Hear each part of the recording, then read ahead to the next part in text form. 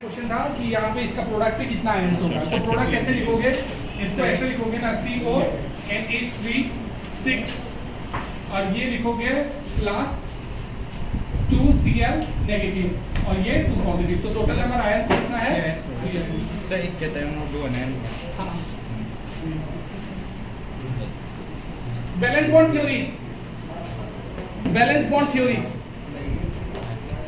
Postulate number 1।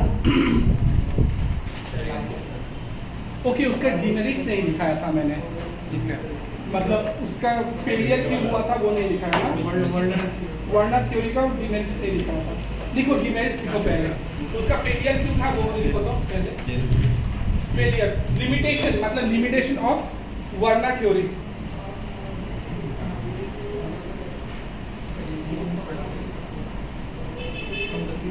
He could not explain, number one limitation, he could not explain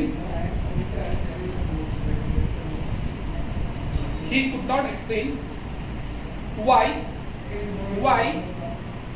certain element forms coordination compound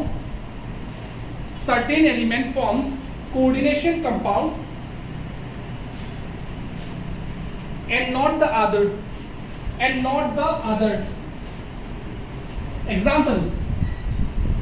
Example CH4, क्या CH4 coordination compound बनाएगा? नहीं बनाएगा, तो ये समझा नहीं पाया था उसने, ठीक है। Next limitation, he could not explain, ये बुक है, बुक है, अच्छा मैं एक बार देख लेता हूँ, बुक में अगर लिखा हुआ है तो बस बुक में मैं मार्क करवा देता हूँ।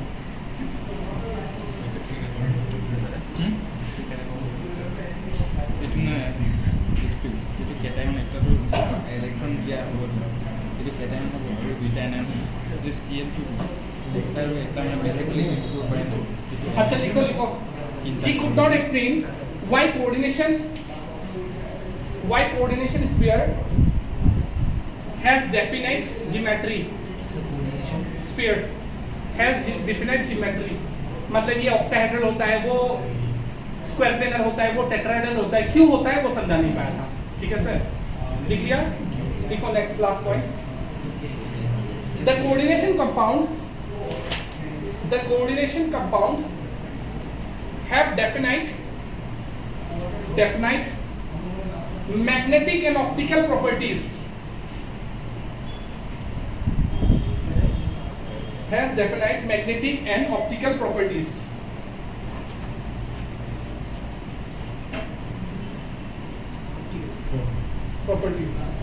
but his theory did not conclude any of them. Limitation book में नहीं है, फिर भी मैंने लिखा दिया, आई होप तीनों समझ में आया। तो लिखो अभी बैलेंस बॉन्ड थ्योरी, देखो उसका तो फेल हो गया, फेल होने के बाद नया थ्योरी आता है। जब भी कोई थ्योरी फेल होता है तब नया थ्योरी आता है। हाँ लिखो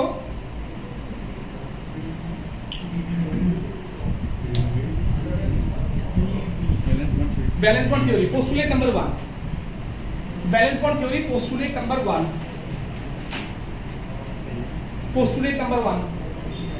पोस्टुलेट मतलब क्या होता है पता है? नहीं पता?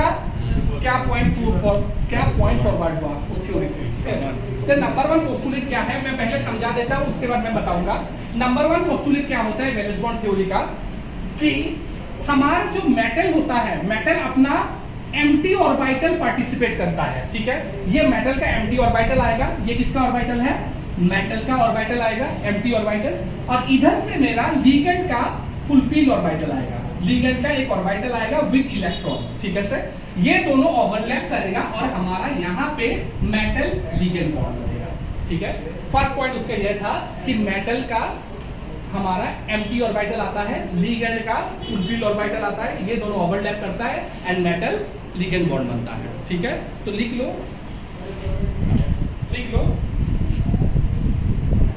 ligand with lone pair ligand with lone pair, इसका पोस्टुलेट लिखा हुआ है कि नहीं बुक में एक बार देख लेता हूँ, अगर बुक में लिखा हुआ है तो बहुत अच्छी बात है। नहीं लिखा हुआ नहीं है, फिर भी लिख लो। Ligand with lone pair and vacant and metal with vacant orbital overlaps to form ligand metal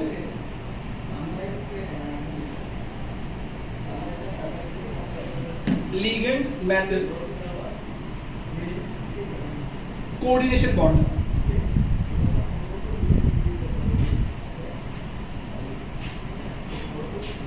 ठीक है सर, कोऑर्डिनेशन बॉन्ड। कभी गर्लफ्रेंड को बताया किसी ने बताया? कितना से सर? अभी भी है गर्लफ्रेंड? नहीं है मेरी, एक भी नहीं बताया। अच्छा गर्लफ्रेंड बनाओगे तो कौन सा क्लास के बनाओगे? खुद का क्लास से बनाओगे ना? सीनियर बनाओगे, मतलब वो तो नहीं 5-6 साल का सीनियर तो नहीं बनाओगे? वही सुन लो, अगर तुम लोग गर्लफ्रेंड बनाओगे तो कभी 1 साल 2 साल जूनियर बनाओगे, नहीं तो सीनियर बनाओगे, नहीं तो खुद का क्लास से बनाओगे। मतलब तुम्हारा ये जो एंटी ऑर्बिटल होगा मेटल का, और ये हमारा लिगेंड का जो लोन पेयर लेकर जो ऑर्बिटल आएगा, इन दोनों का एनर्जी ऑलमोस्ट सेम होना चाहिए। ठीक है, अगर सेम नहीं होगा तो मेटल ये कोऑर्डिनेशन बॉन्ड नहीं बनेगा। ठीक है, यही पोस्टुलेट नंबर 2 है। Vacant orbital of metal should have equal energy. Vacant orbital of metal should have equal energy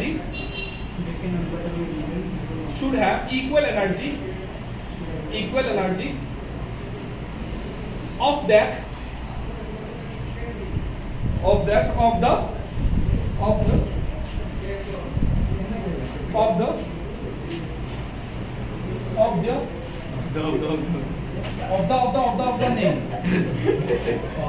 the orbital of ligand।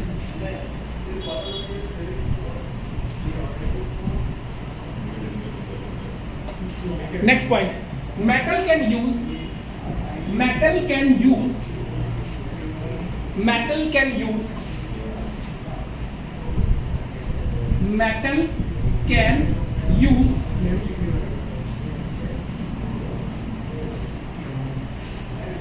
Inner D orbital, लिखते जाओ मैं समझाऊंगा। इनर डी ऑर्बिटल या तो आउटर डी ऑर्बिटल, या तो outer D orbital. Metal can use inner D orbital या तो आउटर डी ऑर्बिटल। ठीक है सर, अभी मैं इनर डी ऑर्बिटल और आउटर डी ऑर्बिटल का मीनिंग समझाऊंगा। ठीक है सर, अच्छा सुनो, सबसे पहले तो तुम लोगों को इलेक्ट्रॉनिक कन्फिग्रेशन लिखना आता है कि नहीं ये बता दो। इलेक्ट्रॉनिक कन्फिग्रेशन लिखी पारो, सुना रहा? ठीक है सर, लिखी बनवा रहा हूँ, तुम लिखी बनवा रहा हूँ। तुम पारो যদি তেতিয়া চুপ থাক, দরকার পড়িব। क्या हुआ? मैं ज़्यादा हैंडसम नहीं दिख रहा हूँ क्या? नहीं सर। अच्छा ठीक है सर, दिख रहे हैं। अच्छा इलेक्ट्रॉनिक कन्फिग्रेशन थोड़ा सा सीखना पड़ेगा। ठीक है सर, ये हम लोगों का डी ब्लॉक में भी काम आ जाएगा। तो डी ब्लॉक का इलेक्ट्रॉनिक कन्फिग्रेशन, देखो इलेक्ट्रॉनिक कन्फिग्रेशन ज़्यादा डिटेल में जाऊंगा नहीं मैं। ठीक है, मान लो ऐसा थोड़ा सा ऊपर से सिखाता हूँ, समझ में आ जाएगा। सपोज कि मान लो हम लोग ने क्लास 10 तक तो ये तो पढ़ा था कि ये लोग कोई एटम का बीच में हमारा न्यूक्लियस होता है। ये हमारा फर्स्ट शेल, ये हमारा सेकेंड शेल, ये हमारा थर्ड शेल, ये हमारा फोर्थ शेल, ऐसा कुछ होता है ना, ऐसा कुछ होता है। ठीक है, अच्छा देखो अभी बात सुनो, ये हमारा शेल है। ठीक है, ये फर्स्ट शेल, एन का वैल्यू कितना होगा? यहाँ पे 1, यहाँ पे 2, यहाँ पे 3, यहाँ पे 4। अच्छे से ठीक है 4। शेल के अंदर में सब शेल होता है। ठीक है, शेल के अंदर में क्या होगा? सब शेल होगा। ये लो, यहाँ पे मान लो ये वाला शेल है हमारा नंबर 1 शेल, ये नंबर 2 शेल, ये नंबर 3 शेल, ये नंबर 4 शेल। शेल के अंदर में सब शेल, नंबर 1 शेल में एक ही सब शेल होगा, नंबर 2 शेल में 2 सब शेल होगा, नंबर 3 सब शेल में 3 सब शेल होगा, नंबर 4 शेल में 4 सब शेल होगा। इतना तक समझ में आ गया? ठीक है, इसका नाम क्या होगा? इसका नाम क्या होगा? 1 नंबर 1 शेल ना। और देखो फिर से एक बार, शेल नंबर 1 में एक सब शेल होगा, शेल नंबर 2 पे 2 सब। ऐसा सिखाया नहीं जाता है, डिटेल में सिखाने से बहुत टाइम लग जाएगा, जरूरत नहीं है। एक सब शेल, 2 सब शेल, 3 सब शेल, 4 सब शेल, ठीक है। इसका नाम क्या हो जाएगा? नंबर 1 है ना, इसीलिए 1, ठीक है, 1। उसके बाद 1, उसके बाद नंबर 1 सबशेल है ना, इसके यहाँ पे नंबर 1 सबशेल है, यहाँ पे इसका नाम होगा 1s। उसके बाद यहाँ पे 2 नंबर 2 सेल है, तो ये होगा 2s एंड दूसरा होगा 2p, ठीक है। क्यों होता है वो डी ब्लॉक में सीखेंगे, हाँ, 2p। उसके बाद थर्ड शेल में 3s, 3p, 3d। उसके बाद में 4s, 4p, 4d and 4f, ठीक है। इतना तक लिख लो, इतना तक लिख लो, काम बन जाएगा।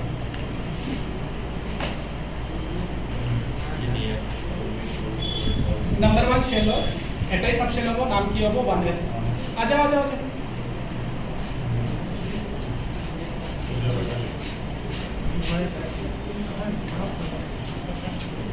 ठीक है सर, अभी इलेक्ट्रॉनिक कन्फिग्रेशन लिखना सीखता हूँ। चलिए नहीं बना लिखेंगे, हाँ बना लो।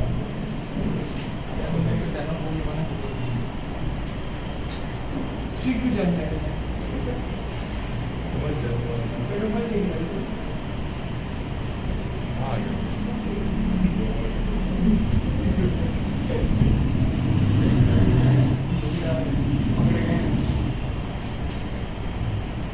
मैं इसको थोड़ा सा डिटेल में अगर समझाना चाहूँ तो ऐसी बात तो डिटेल में नहीं चाहिए, ऐसे तो समझ में आ रहा है ना। नंबर 1 शेल में डिटेल में नहीं चाहिए, टाइम वेस्ट हो जाएगा तुम लोगों का। अभी सुनो, S में मैक्सिमम इलेक्ट्रॉन आता है 2, मतलब ये हमारा जो सबशेल है, यहाँ पे मैक्सिमम इलेक्ट्रॉन कितना रह सकता है? 2। P में कितना इलेक्ट्रॉन आ गया मैक्सिमम? 6। D में मैक्सिमम इलेक्ट्रॉन 10 और F में मैक्सिमम इलेक्ट्रॉन 40, ठीक है। देखो, सपोज कि तुम्हें किसी का भी इलेक्ट्रॉनिक कन्फिग्रेशन लिखना है तो क्या करोगे? सबसे पहले इसको भरना पड़ेगा, ठीक है, क्योंकि हम लोग जो इलेक्ट्रॉन भरते हैं वो इंक्रीजिंग एनर्जी लेवल पे भरते हैं, ठीक है। तो सबसे कम एनर्जी इसका है, उसके बाद ये, उसके बाद ये, उसके बाद ये, उसके बाद ये, उसके बाद ये, ठीक है। तो सबसे पहले किसके भरोगे? 1s में। कितना इलेक्ट्रॉन भरोगे s में? 2, 1s2। उसके बाद 2s, कितना? 2। उसके बाद 2p, कितना इलेक्ट्रॉन? 6। उसके बाद 3s, कितना? 2। उसके बाद 3p, इलेक्ट्रॉन 6। उसके बाद 3d, मैक्सिमम इलेक्ट्रॉन 10। उसके बाद क्या आता है? 4s, maximum electron 2। उसके बाद क्या आता है? 4p, maximum electron 6। उसके बाद 4d, मैक्सिमम इलेक्ट्रॉन 10। उसके बाद हमारा 4f, मैक्सिमम इलेक्ट्रॉन 40, ठीक है। यहाँ तो समझ में आ गया इतना तक? ये बहुत अच्छे से समझाता हूँ लेकिन बहुत टाइम लग जाता है, लेकिन ऐसा समझ में आ रहा है तो ज़्यादा डिटेल में क्यों जाना है, ठीक है। तो यहाँ तक हम लोगों को 30 एलिमेंट, अगर तुम्हें एटॉमिक नंबर 30 तक तुम्हें कवर करना है तो यहाँ तक कवर हो जाएगा, ठीक है सर। लेकिन फिर भी इसको ध्यान में रखना पड़ेगा, ठीक है। अच्छा एक चीज़ बताओ, यहाँ पे एक चीज़ बताओ, लिख लो, यहाँ तक लिख लो तो क्या है?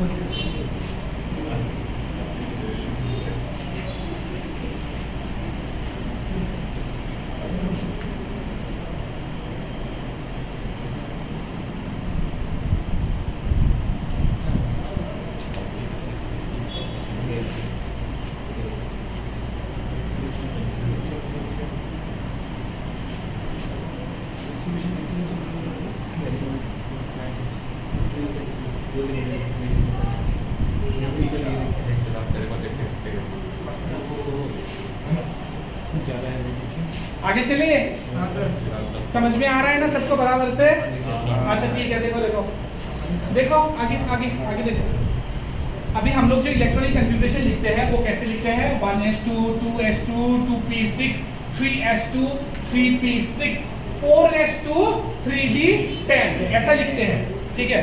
4s आगे आता है, 4s इसीलिए आगे आता है, जैसे कि मैं थोड़ा आगे बोला कि इंक्रीजिंग एनर्जी लेवल पे आता है। तुम ये जो इलेक्ट्रॉन फील करोगे, कैसे करोगे? इलेक्ट्रॉन इंक्रीजिंग एनर्जी पे फील करोगे, तो 4s का एनर्जी 3d से ज्यादा देखा गया है, सॉरी कम देखा गया है, इसीलिए आगे आ जाता है। ये बाहर में है, फिर भी इसका एनर्जी इससे कम है, ठीक है। अभी एनर्जी कैसे पता होता है वो भी थोड़ा सा आगे चला जाना पड़ेगा, जरूरत नहीं है अभी के लिए। मैंने बोला मान लो, ठीक है, जब जरूरत होगा मैं बता दूंगा, लेकिन इस चैप्टर के लिए जितना जरूरत होगा उतना ही बताऊंगा। तो मैं बोल रहा हूँ कि 4S आगे आता है, उसके बाद 3D आता है। लेकिन कौन, हमें ये भी पता है कि 3D जो होता है वो अंदर में होता है एंड 4S कहाँ में होता है, बाहर में। अच्छा, यहाँ पे हम लोग ने बोला कि metal can use inner D orbital and outer D orbital. Inner कौन सा हो गया 3D, आउटर कौन सा हो गया 4D, ठीक है सर। अगर मेटल ने 3D ऑर्बिटल यूज किया तो उसको क्या बोलेंगे, inner D orbital, and outer D orbital मतलब 4D यूज कर रहा है मेटल, ठीक है। समझ में आ गया? ओके, लिखने से भी लिख सकते हो, metal can use n-1 d orbital, नहीं तो इसको बोलते हैं inner D orbital, inner d orbital, नहीं तो n-d ऑर्बिटल।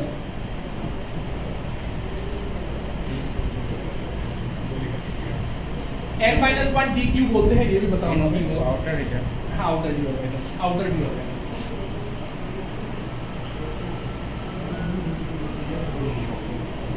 n-d मतलब मोस्टली यहाँ पे देखा जाता है 3D और यहाँ पे देखा जाता है 4D,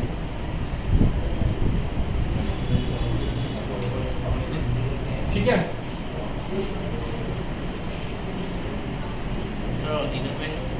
हाँ, इनर ये है बेटा और आउटर ये है। आउटर में हम लोगों को 4D दिखा देता है एंड इनर में 3D दिखाई देता है।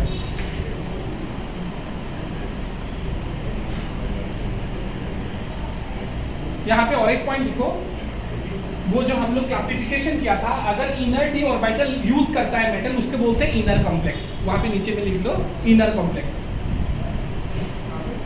Inner complex. वो जो क्लासिफिकेशन किया था ना, वहां पे लिख दो, अगर इनर डी ऑर्बिटल यूज करता है तो इनर कॉम्प्लेक्स, और आउटर डी ऑर्बिटल यूज करता है तो उसको क्या बोलेंगे, आउटर कॉम्प्लेक्स।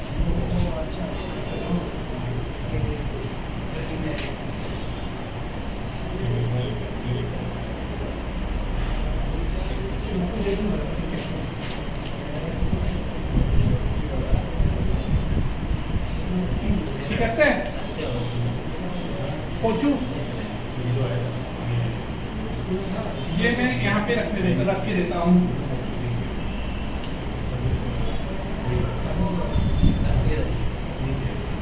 अच्छा, अभी सुनो, कुछ बातें सुनो।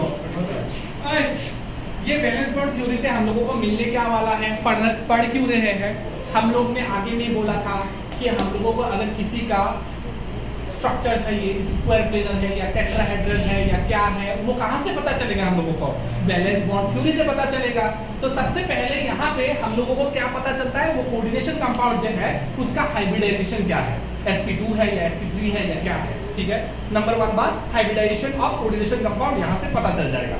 नंबर 2, हम लोगों का स्ट्रक्चर कैसे दिखेगा वो भी यहाँ से पता चल जाएगा। नंबर 3, यहाँ से पता चल जाएगा, और एक बात पता चलता है यहाँ से, मैग्नेटिक मोमेंट, मतलब मैग्नेट के प्रेजेंट में वो कैसे बिहेव करेगा, ठीक है। समझ में आ गया। नंबर 1 क्या पता चलेगा हम लोगों को, हाइब्रिडाइजेशन, उसके बाद स्ट्रक्चर्स, नेक्स्ट मैग्नेटिक मोमेंट। लेकिन मैग्नेटिक मोमेंट जो है वो हमेशा 100% करेक्ट नहीं होता है वैलेंस बॉन्ड थ्योरी से। उसके लिए 100% करेक्ट अगर मैग्नेटिक मोमेंट चाहिए, उसके लिए हम लोगों को CFT पढ़ना पड़ता है। नेक्स्ट में और एक थ्योरी आएगा हम लोगों का, CFT बोल के एक थ्योरी आता है, वहां पे पढ़ना पड़ेगा, ठीक है। तो यहाँ पे हम लोग बेसिकली क्या पढ़ेंगे, हाइब्रिडाइजेशन एंड स्ट्रक्चर, ठीक है सर। ओके ओके ओके, तो यहाँ पे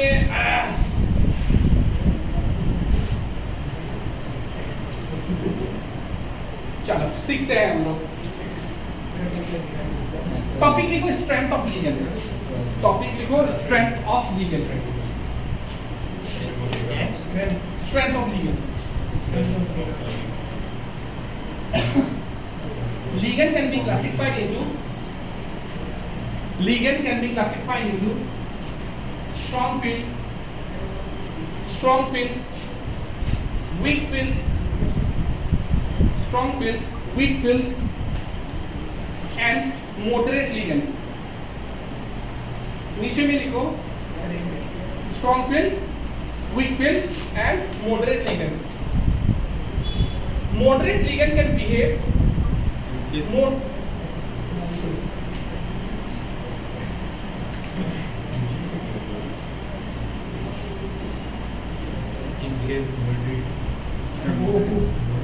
ठीक है,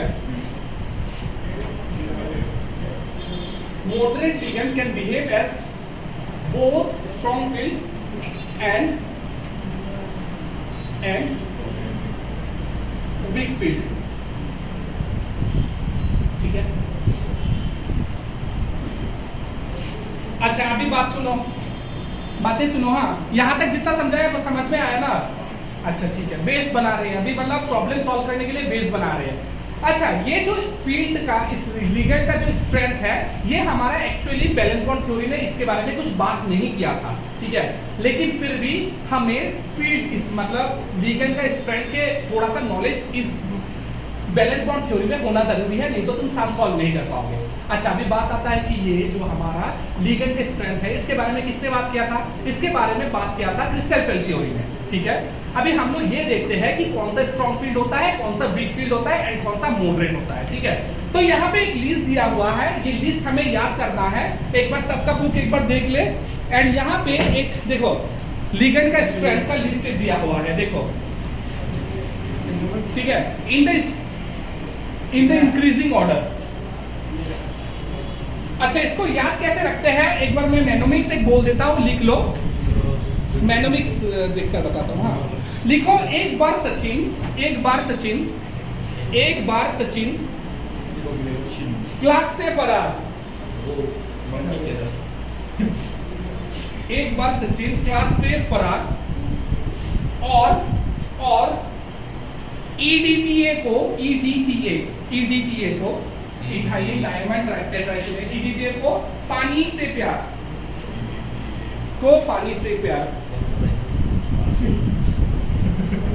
ठीक है, पानी से प्यार, ठीक है। फिर से लाइन, दो लाइन चेंज करो, दो लाइन छोड़ के चेंज करो। नाश्ता उड़ता को ईडीटीए को नहीं, एंड ऑक्सलेट को ईडीटीए को काट दो, एंड ऑक्सलेट को पानी से प्यार, ऑक्सलेट को पानी से प्यार, और ऑक्सलेट को पानी से प्यार, ठीक है। फिर से एक बार मैं रिपीट करता हूं, एक बार सचिन क्लास से फरार और ऑक्सलेट को पानी से प्यार, ठीक है। लाइन चेंज करो एंड लिखो, नाश्ता उड़ता एमोनिया, नाश्ता उड़ता ammonia in Canada and Colombia, Canada की कनाडा है, लिखो ना, है थोड़ी कुछ भी लिखो, वो जरूर सीएन कनाडा मतलब सीएन को मैं ये मैनोमिक्स है, हम लोगों को याद रहेगा। देखो लिखो ना, कुछ भी लिखो, कनाडा कनाडा कुछ भी लिखो, कोलंबिया ना सर, हाँ कोलंबिया, ये पूछ रहा है कनाडा, कुछ भी लिख, मैनोमिक्स है, ठीक है से एक बार, ठीक है से एक स्टैंड फॉर आयोडीन लिखते जाओ, एक स्टैंड फॉर आयोडीन, बार स्टैंड फॉर ब्रोमीन, हाँ बुक में है तुम लोग एक बार देख, एक स्टैंड फॉर आयोडीन, बार stand for bromine, Sachin stand for SCN thiocyanate, SCN book में है, देख लेना थोड़ा सा दिया होने से, क्लास स्टैंड फॉर क्लोरीन,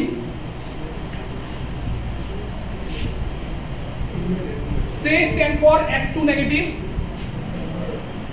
ले बुक ले मैं बता देता हूँ,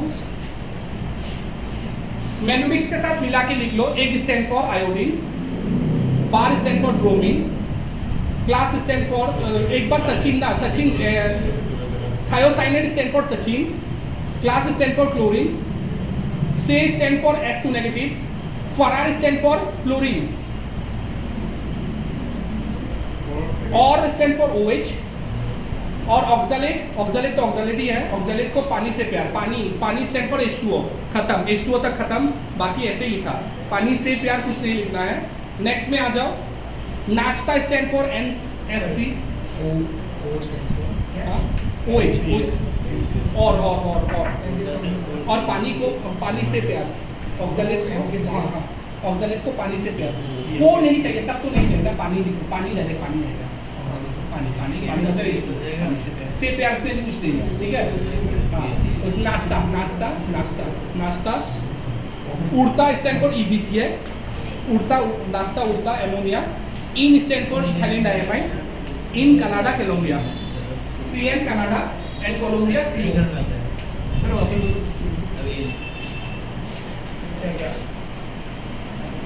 देखो ये पूछ लेता है,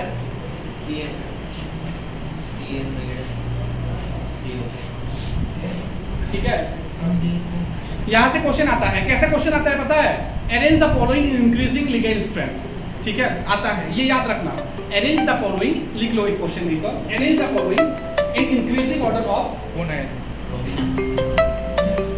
arrange the following in order of